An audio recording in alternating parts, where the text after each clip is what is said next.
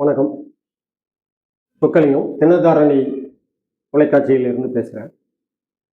இன்னைக்கு நம்மளோட இணைந்துள்ள இரத்த தான கொடையாளர் 116 முறை ரத்தம் வழங்கிய வள்ளல் திரு முரளி அவர்கள் வந்துள்ளார்கள்.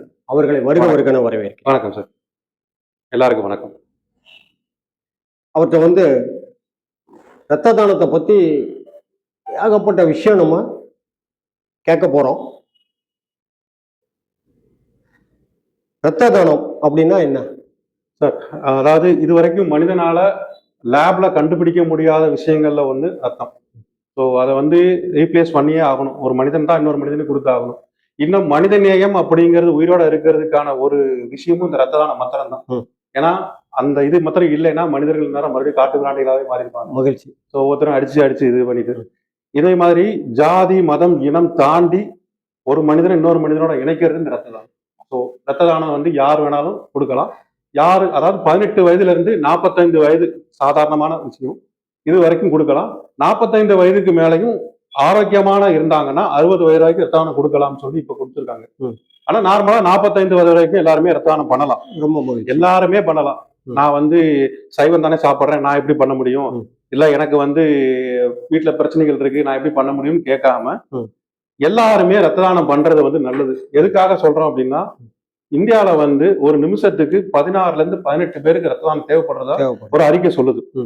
அது போக ரத்தத்தை மட்டுமே நம்பி வாழக்கூடிய சில ஆட்கள் இருக்காங்க. அதாவது கர்ப்பிணி பெண்கள், ரோட்ல அடிபட்ட ஒரு மனிதர்கள், அதே மாதிரி தலசீமியான்னு சொல்லி ஒரு நோயில இருக்கிற ஒரு குறிப்பிட்ட மக்கள். அதோட பேர் ரத்த சோகைன்னு சொல்லிக்கலாம்.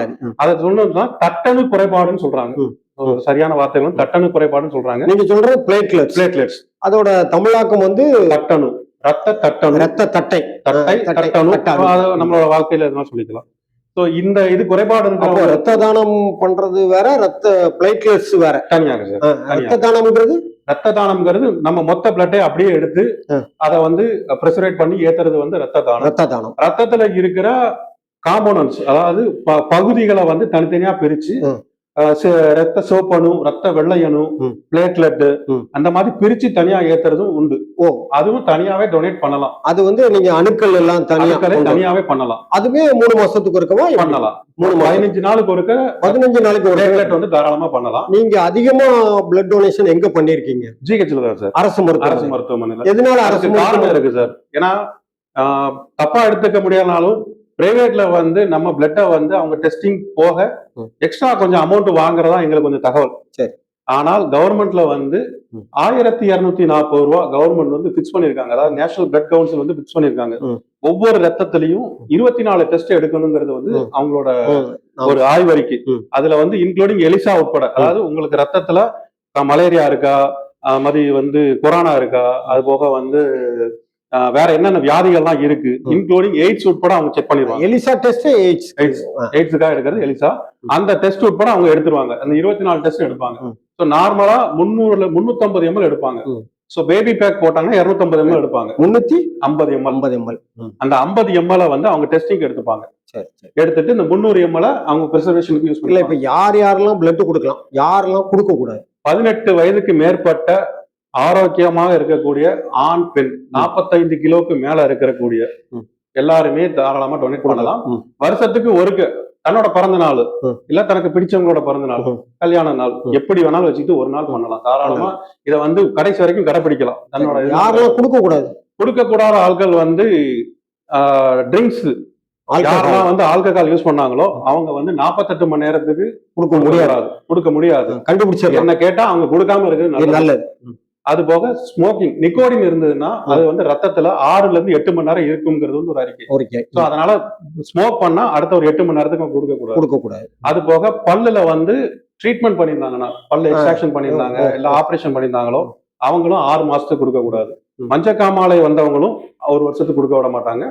இது போக ஏதாச்சும் வியாதிகள் இருந்தாலோ, அதாவது தொற்று வியாதிகளோ, இல்லைன்னா பரம்பரை வியாதிகள் சொல்லுவாங்க அவங்க, அந்த மாதிரி அவங்க கொடுக்க விட மாட்டாங்க. கையில கால டாட்டூன்னு ஒரு இது போடுக்கிறாங்க, பச்சை குத்திக்கிறாங்கல்ல, அவங்க எல்லாம் கொடுக்கவே முடியாது. கொடுக்க முடியாது. ஆமா, டாட்டூஸுக்கு அந்த வயது உங்களுக்கு இதை சொன்னா நம்ம கால்பந்து வீராட்டர் மெஸ்ஸின்னு சொல்லிட்டு சோ அவர் வந்து உடம்புல டாட்டூ போட்டிருக்க மாட்டாரு. அவர்கிட்ட ஒருத்தர் கேட்டாங்க, நீங்க ஏன் டாட்டூ போடல, மத்தவங்க எல்லாம் போடுவாங்க. Blood donor. சோ நான் டொனேட் பண்ணும்போது எனக்கு அது சிக்கலாகுங்கிறதுக்காக நான் போடாம இருந்தேன்னு சொல்லி ஒரு பேட்டியில சொல்லுவாரு. சோ அந்த டாட்டூ போட்டிருக்கவங்களுக்கு வந்து பிளட் கொடுக்க கூடாது. சரி, பிளட் கொடுக்கறதுனால என்ன நமக்கு என்ன கிடைக்கும்? நம்ம உடம்புல அந்த ரெட் செல் இந்த காம்பனன்ட் சொல்றோம்ல, அதோட ஆயுள் காலம் பாத்தீங்கன்னா 3 மாசம் தான். 90 நாள்ல நம்ம உடம்புல அது ஆட்டோமேட்டிக்காவே அழிஞ்சு திருப்பி உருவாகும். இதுதான் வந்து பிளட் சர்க்கிளோட இது. அதை வெளியில எடுத்துட்டோம்னா 1 வருஷம் வரைக்கும் ப்ரெசர்வேட் பண்ணி யாருக்கு தேவையோ அவங்க ஏத்திக்கலாம். 1 வருஷம் வச்சிருக்கலாம். Some freezer. ஆமா, ப்ரிசர்வேஷன் மெத்தட் படி அவங்க 1 வருஷம் வரைக்கும் வச்சுக்கலாம். அந்த 1 வருஷத்துல யாருக்கு தேவையோ அவங்க திருப்பி அந்த காம்பனன்ட்ஸை யூஸ் பண்ணி கொடுக்கலாம். இப்ப நமக்கு என்ன லாபம்னா, பிளட் கொடுக்கறதுனால உங்களோட ரத்த அணுக்களோட வேகம் வந்து அதிகரிக்கும். சோ அதனால என்ன ஆகும் அப்படின்னா, அடைப்புகள் வர்றதுக்கான வாய்ப்புகள் குறைவு. ஹார்ட் அட்டாக் வராம இருக்கிற வாய்ப்புகள் குறைவு. சூப்பர். பிரஷர் வராது, பிபி கண்ட்ரோலா இருக்கும்.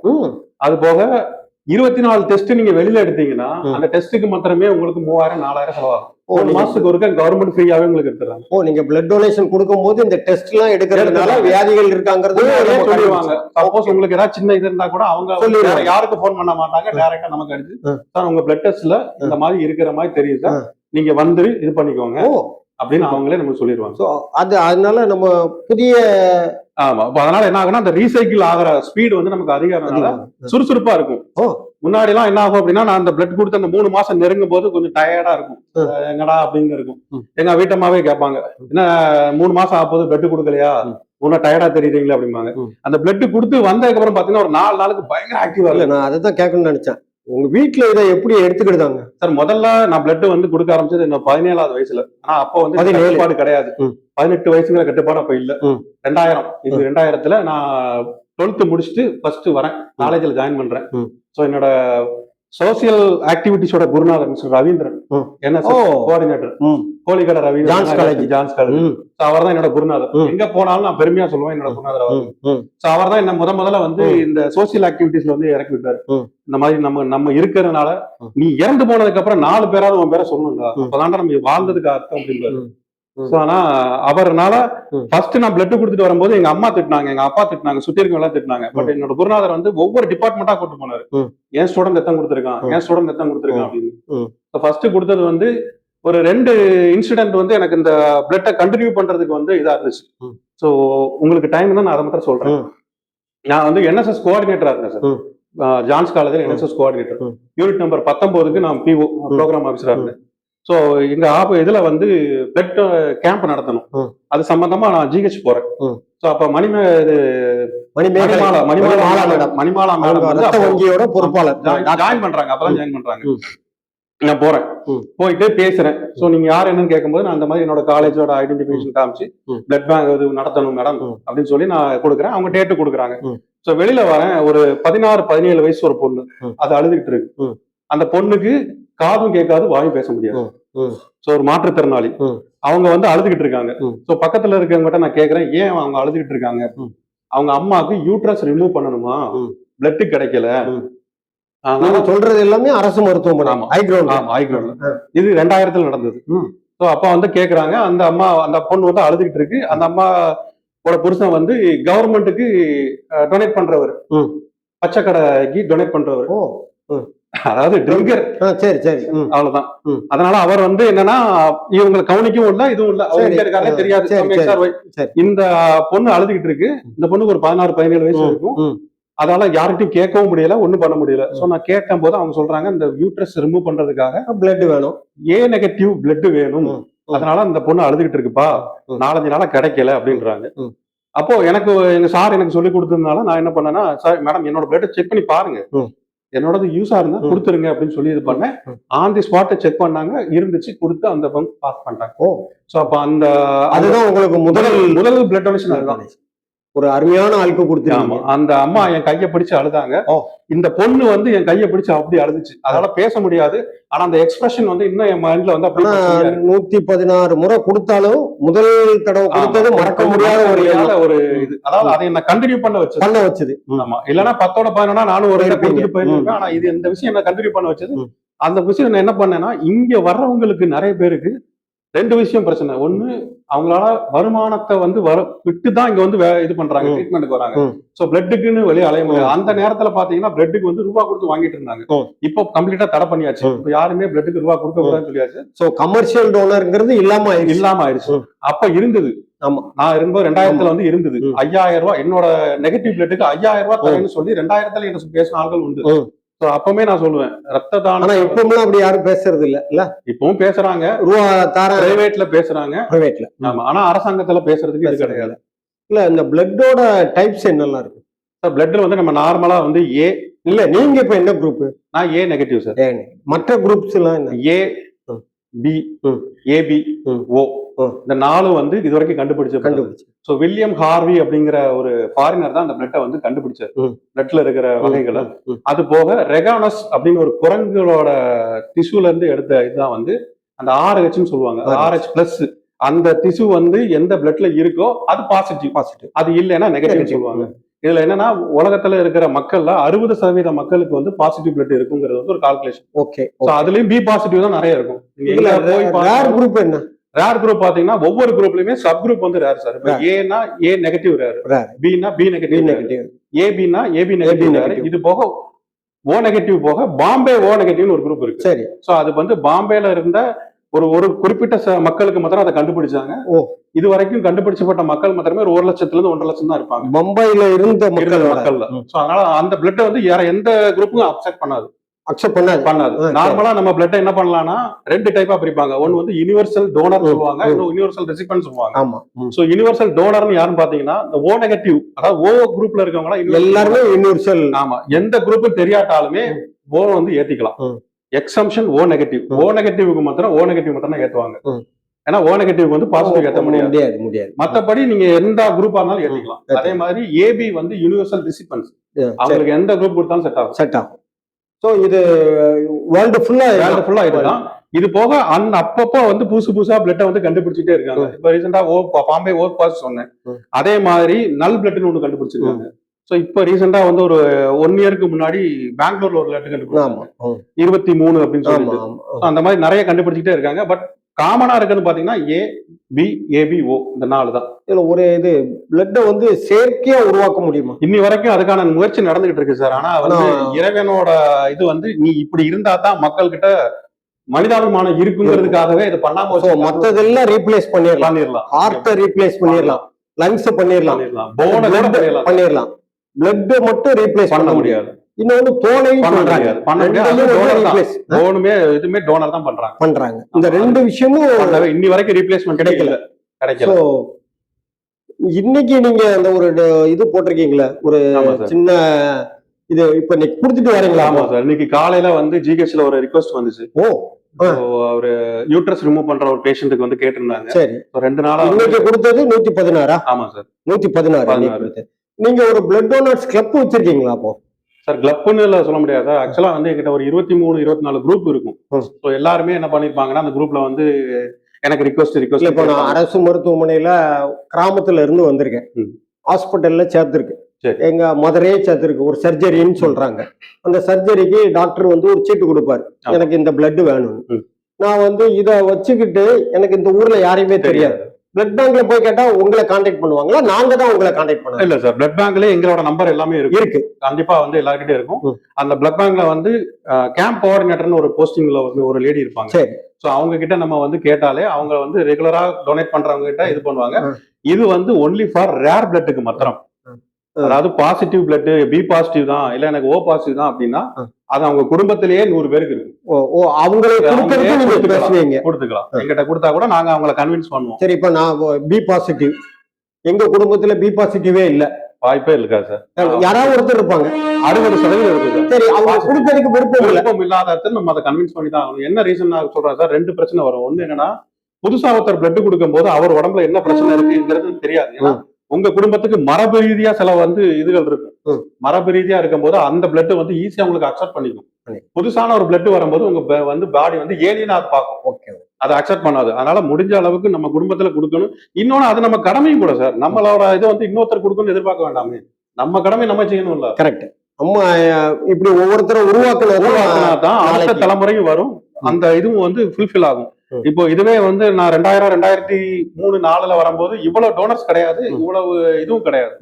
சோ அப்ப நாங்களா வாலண்டியரா என்ன பண்ணுவோம்னா அந்த 3 மாசம் முடியும் போது நானே போய் சார் ஏதாச்சும் ரிக்வஸ்ட் இருக்கா, நீங்க இப்போ பர்த்டே அந்த மாதிரி இம்பார்ட்டன்ஸ் டேஸ்ல குடுக்கீங்களா, திருமண அப்படிலாம் பண்றது இல்ல சார். என்னோட கணக்கு என்னன்னா அந்த 3 மாசம் அவ்வளவுதான். அந்த 3 மாசம் முடிவுல திருப்பி வந்து என்னோட பிளட் ரேர் கூட, ஏ நெகட்டிவ் ரொம்ப ரேர் கூட, கண்டிப்பா யாராவது தேவைப்படும். சோ நம்ம என்னோட பர்த்டே வரைக்கும் வெயிட் பண்ணிட்டு இருக்க மாட்டேன். என்னோட பர்த்டேவோ இல்லைன்னா என்னோட ஆனிவர்சரியோ அதுக்காக வெயிட் பண்ண. நான் எல்லாம் எதிர்பார்த்தது பிளட் டோனர் கொடுக்கறவங்க நல்ல ஹெல்த்தியா வாட்ட சாட்டமா இருக்கிறவங்க தான் கொடுக்கணும் அப்படின்னு நினைச்சேன். உங்களை பார்க்கும்போது உத்ரா சொக்கட்டை, விபூதி குங்குமம், தாடி எல்லாம் வச்சு ஒரு நார்மல் பீயிங்ல உள்ள ஒரு ஆள் கொடுக்கறது பாக்குறதுக்கே சந்தோஷமா இருக்கு. சார் பிளட் வந்து நான்வெஜ் சாப்பிட்டா தான் கொடுக்கணுங்கிற அர்த்தம்லாம் இல்ல சார். கிடையாது, தாராளமா கொடுக்கலாம். உங்களோட உடம்புல இருந்து எடுக்கிற பிளட் 24 ஹவர்ஸ்ல இருந்து 48 ஹவர்ஸ்க்குள்ள ரீசைக்கிள் ஆகும். ஆமா. சோ நான் என்னோட காலேஜ் டேஸ்ல பிளட் கொடுத்துட்டு கிரிக்கெட் விளையாண்டுருக்கேன், சூப்பர் கேம்ப் போயிருக்கேன், NSS ஆக்டிவிட்டிஸ் பண்ணிருக்கேன், எல்லாமே பண்ணிருக்கேன்.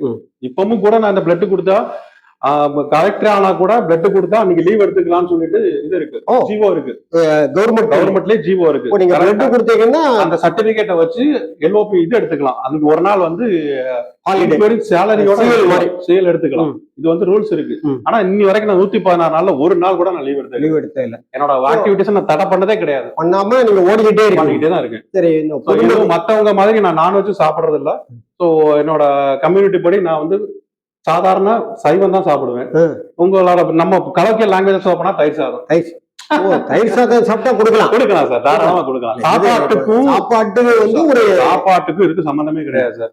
என்ன சொல்ல போனா நம்மளோட பழைய சோத்துனாலதான் பிளாட்லெட் கூடுன்னு சொல்லிட்டு ஆராய்ச்சியோட முடிவே இருக்கு. தினத்தாரணி தொலைக்காட்சிக்கு இதை பார்க்கக்கூடிய பொதுமக்கள், இளைஞர்கள் எல்லாரும் பார்ப்பாங்க.